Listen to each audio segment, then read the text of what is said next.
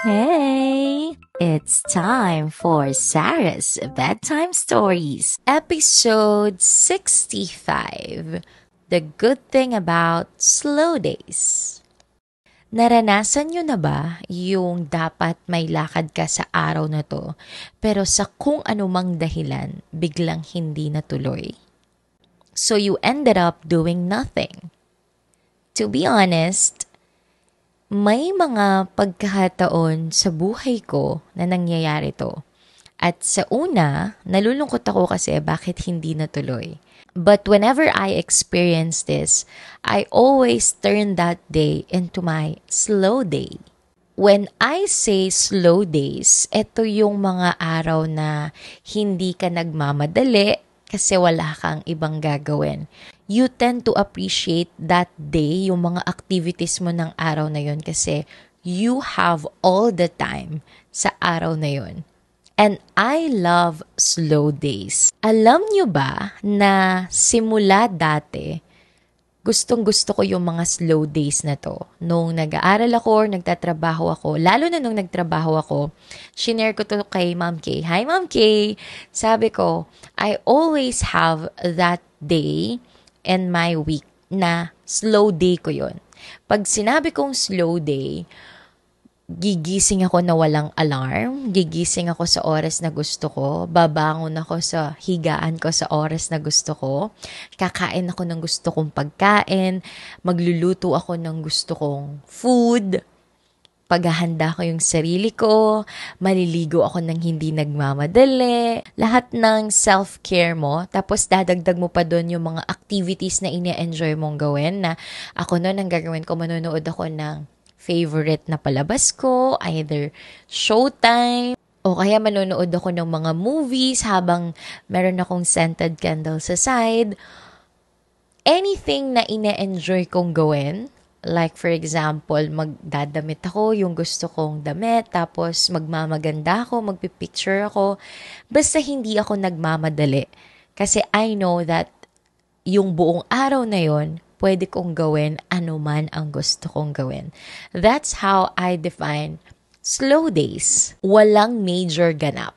Ganon. Parang it's like finding good in your usual routine. I realize na simula bata ako, gusto ko na ng mga gantong araw.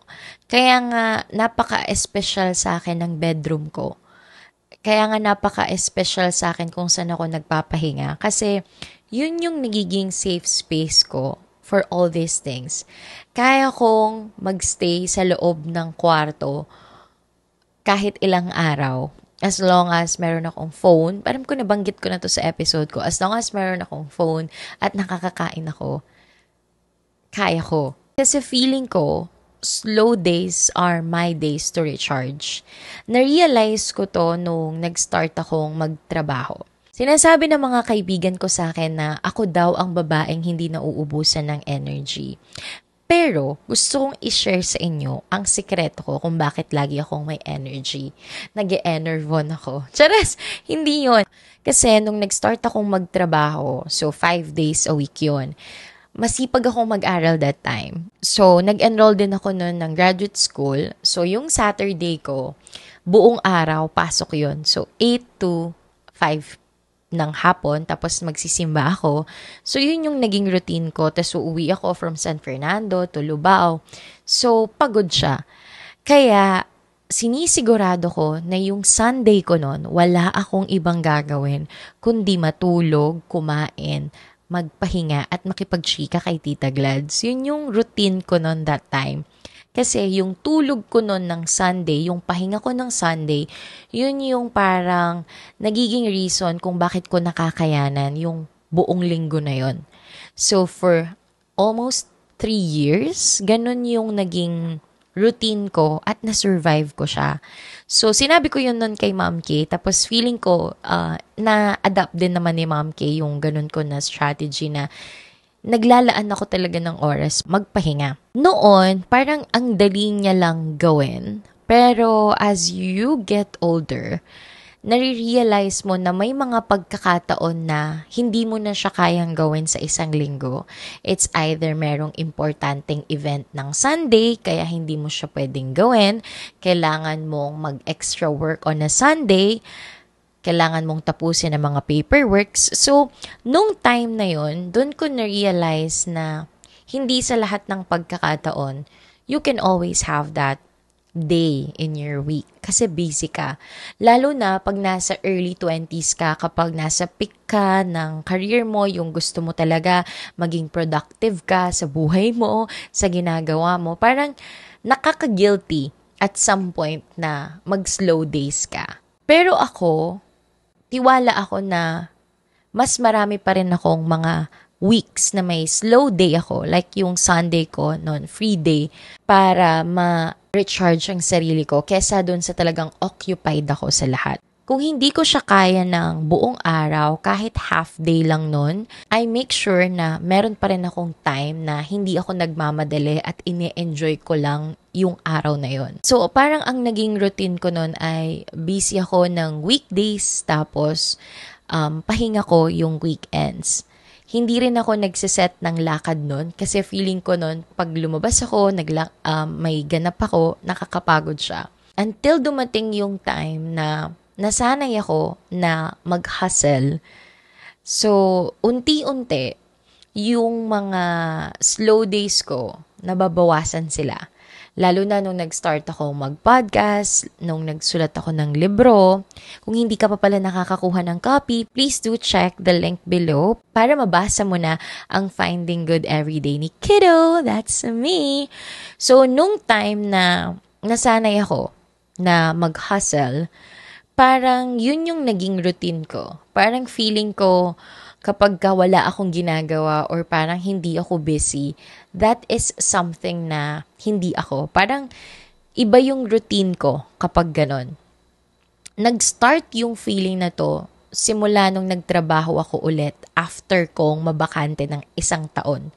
So parang dahil dun sa wala akong trabaho for 1 year, parang tinatak ko sa isip ko na ayoko na ulit maranasan ng mawalan ng trabaho. So gagawin ko ang lahat para lagi akong may ginagawa.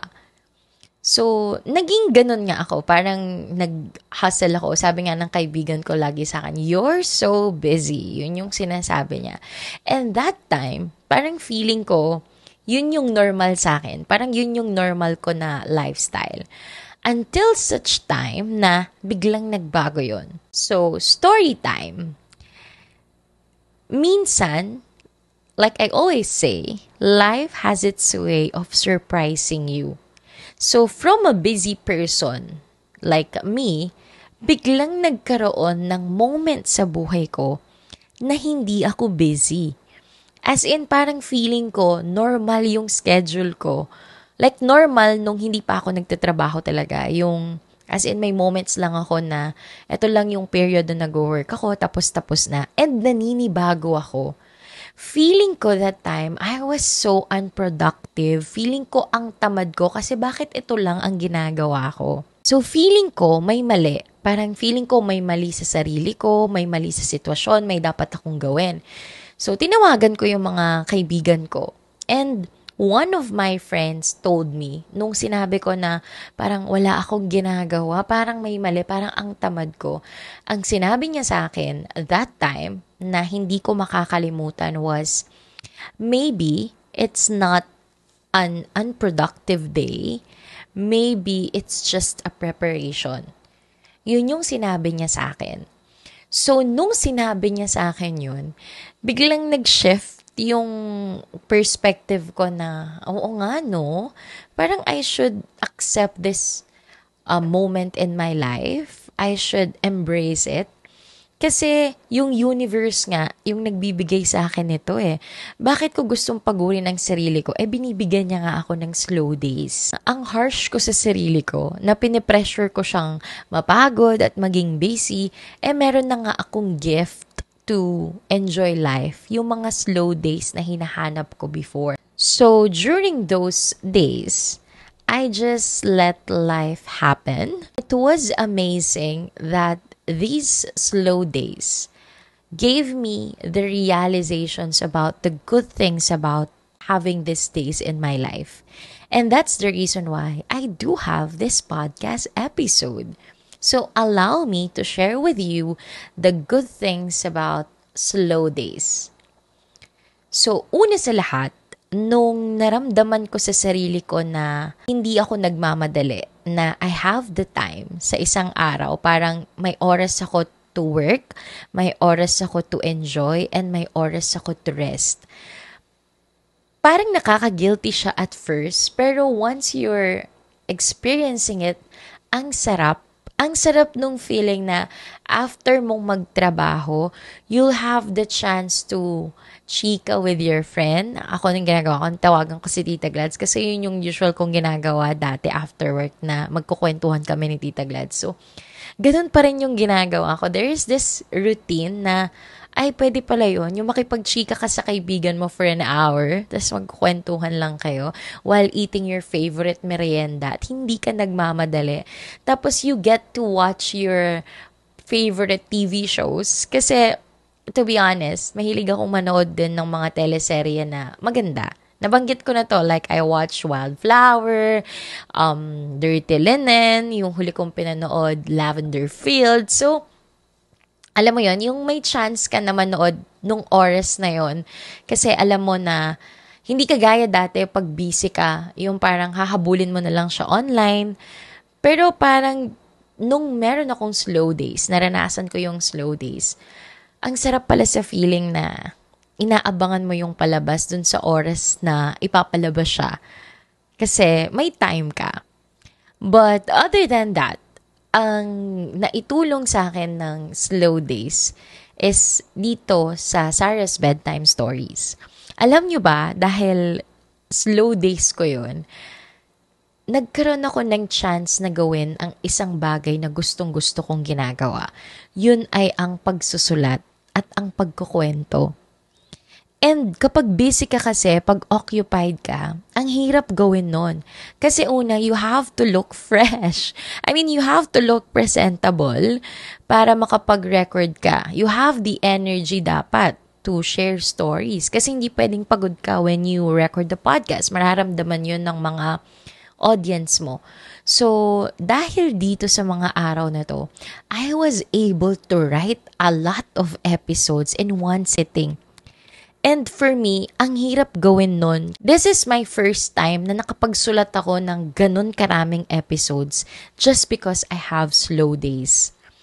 And that leads me to the next benefit or the next good thing about slow days. Kasi dahil nagkaroon ako ng oras for the people that I love to be with, sa mga kaibigan ko, alam mo yung nagkaroon ako ng chance to have longer conversations with them.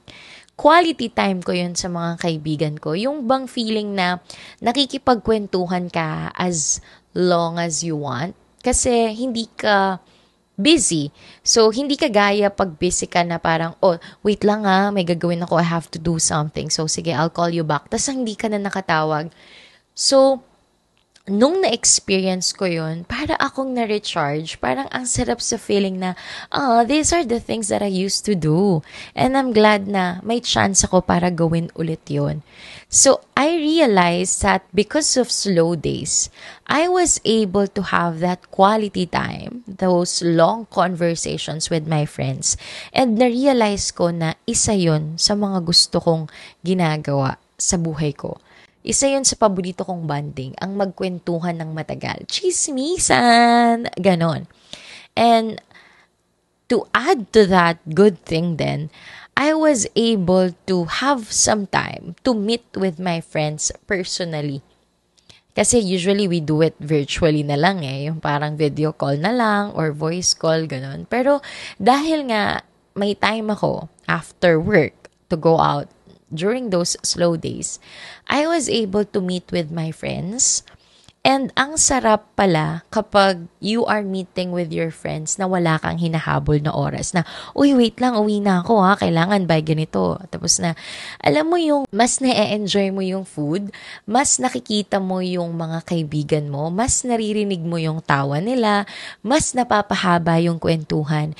And I cannot forget those moments with my friends na sinabi talaga namin na, uy, gantong oras na, 4 hours na yun, hindi namin namamalayan yung oras kasi masaya kami at na-enjoy namin yung company ng isa't isa. And I think if I didn't have those slow days, hindi ko siguro mas maa-appreciate yung kwentuhan ko with my friends, ang oras ko sa mga kaibigan ko, even yung restaurant kung saan kami kumain. Bukod sa mga yon, isa sa mga good thing ng isang slow day for me, it's the chance to be with myself. The best date ever! Nung naging 28 ako, dun ko lalong na-miss ang sarili ko. Wah, grabe na-miss ang sarili. Hindi, I mean, lagi akong naglo-look forward sa mga araw na pwede kong i-date ang sarili ko. I'm not saying I'm not enjoying with my friends kasi I do. I do love to be with my friends. I do love to be with people. It's just that I want to have it balance sa isang linggo. Yung meron akong time for myself at meron din akong time for my friends. Kaya balance lang. Hindi pwedeng puro friends, hindi rin puro pwedeng ako lang. Dahil sa mga slow days ko na yon, isa sa mga hindi ko makakalimutan na experience nun is I was able to do the things that I love to do. Unang-una na dun ang mag-mall. Kasi before, nung college ako, after school, yun yung pinupuntahan ko kasi dun ako sasakay pa uwi. So bago ako umuwi, makakadaan ako ng mall. So anything na gusto kong bilhin, pwede kong bilhin kasi nasa mall ako. Pero nung naging busy na ako, hindi ko na yun nagagawa kasi pagod na ako, wala na akong energy, wala na akong time, kailangan ko nang umuwi. But during those slow days, I was able to do that. Yung feeling na nakapag-shopping ako ng mga gusto kong damit, yung feeling na nakita ko yung damit ng personal, nasukat ko siya, nakita ko yung sarili ko sa salamin, if bagay ko pa yung damit. That's the reason why ang dami ko rin sigurong mga mirror shots. So kung gusto niyo makita yung mga yon, follow me on my personal Instagram account. It's at SAHMAELUGTU sa Maylug2. Kasi kapag busy ka, you rely on online shopping kasi, tas darating na lang sa'yo yung parcel, 'di ba? So, for me, ang saya ko nun na because of slow days, nagawa ko ulit yun. And I love movies. Mahilig akong manood ng mga pelikula. And I was so happy kasi during those times din, nagawa kong manood ng 2 or 3 movies sa isang araw kasi I have the time in the world. Ganon yung pakiramdam at sobra akong na-recharge. Yung energy ko, parang ganito ngayon, yung kahit 2 a.m. na, 3 a.m. na, nandun pa rin yung energy ko. So, sobrang grateful ako for slow days. To sum it all up, I think the good thing about slow days is that it gives you that quality time for yourself and the people you love. Parang dahil meron kang quality time sa sarili mo at saka sa mga taong malapit sa'yo, parang mas lalong nagiging malalim yung connection. Mas lalo mong na-appreciate kung ano yung meron ka when you have these slow days. Bukod pa dun sa energy na makukuha mo kasi nakapagpahinga ka. So, my thoughts, sometimes because we are used to being productive, we tend to aim for productive days. Gusto natin lagi tayong productive. Productive, which means marami tayong nagagawa, marami tayong natatapos. During this phase in my life, I realized na unproductive days are also productive. Productive sa growth natin as a person and productive sa relationship natin sa mga tao sa buhay natin. Through my friend, I also realized na maybe slow days are not unproductive days, but preparation for you for bigger things to come. I want to end this episode by saying I am grateful for the slow days in my life because these slow days are reminders for me that I'm still young and I have the whole world in front of me. Yun yung sinabi sa akin ng isang kaibigan ko rin sa akin when I was in my early 20s. Kasi during my early 20s, I always think na parang kailangan kong magmadali. Kailangan kong may gawin. Kasi yun yung pinapa-feel sa akin ng ibang tao. Pero because of what my friend said, nagbago yung perspective ko.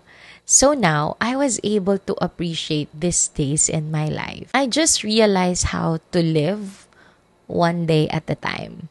As they say, life is not a race. Sometimes these slow days, quiet days, are reminders for us to see what we really love to do, to appreciate the people we have in our lives.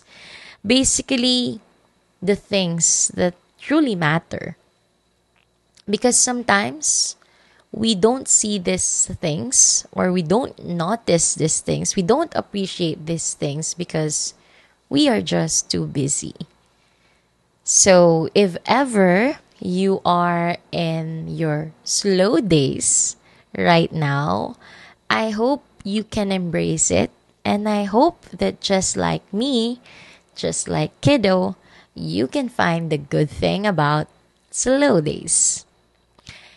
If you want more Finding Good Everyday stories, please do get a copy of Kiddo's Finding Good Everyday. Check the link below for you to get your own copy. Again, thank you so much for listening to Sarah's Bedtime Stories. If you like this episode, please do share. Post a comment below para marinig ko yung thoughts ninyo about this episode. Again, this is Sarah, and this is Sarah's Bedtime Stories. Good night. Mwah! Bye!